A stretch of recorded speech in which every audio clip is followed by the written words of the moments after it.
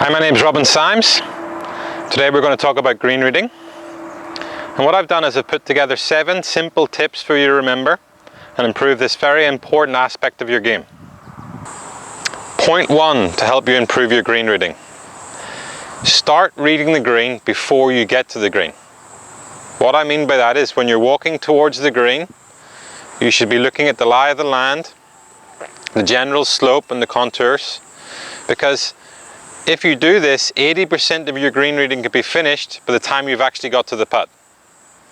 The big mistake I see people make is they wait to start reading the green until they're virtually standing over the golf ball.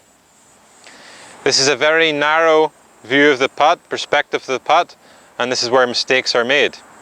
So, when you're walking onto the green, when you're approaching the green, start looking at the contours, start getting a feeling for the general lie of the land. This will help you improve your green reading. Second point to help you improve your green reading. Understand what are myths and what are facts. You've probably heard before people saying the ball will break away from the mountain or will break towards the water. Yes, there's some golf courses this will be the case, but it's a myth. It doesn't happen every time. There'll be just as many golf courses where the ball will break away from the water or towards the mountain. So don't let these myths play a role in how you're going to read the green. There's only 2 things that will affect where the ball will roll on the green.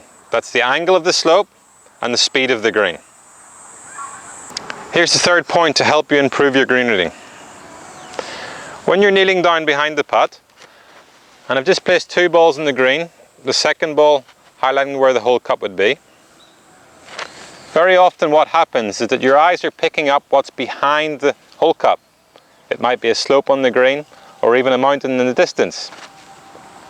And this tricks your eyes to believing there's a slope between the ball and the hole cup which is not there.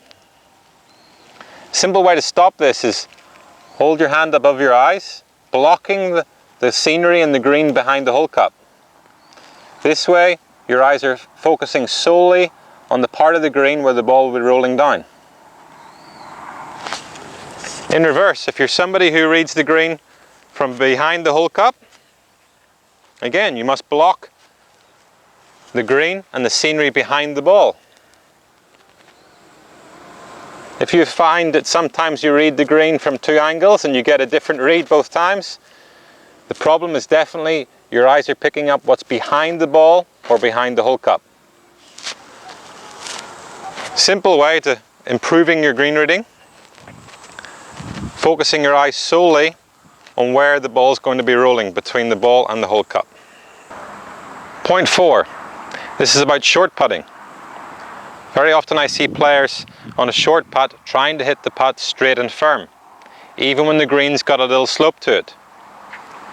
It's virtually impossible to take all the break out of a putt, no matter how hard you hit it. So simply next time you got a short putt with some break, don't try hitting it straight and firm. Allow some break for the putt. Point 5. This is about being aware of the speed of the green. You might play your local course on a Wednesday during the week. The greens are a little long, they're a little slow. You might then come back on a Saturday when you're playing your monthly medal. The greens have been prepared a little differently. They've been cut a little shorter and rolled. They're rolling a little faster. The break of the putt will change. The faster the green gets, the slower the ball will be rolling down the green. You must allow more break. Point 6 is about a common mistake I see in the way players read a green. Very often what a player will do is they'll look at the curve of the putt and they'll choose the highest point of that curve, the apex, as their aim point. What they're forgetting is that the ball will be breaking before the apex of the putt. So if you choose the apex as your starting line, you'll miss 100% of your putts on the low side of the hole. And that's the main reason nearly every player and every putt we see hit misses on the low side of the hole. So next time you're reading a green, yes, you can look at the apex, but remember you must be aiming higher than the apex of the curve.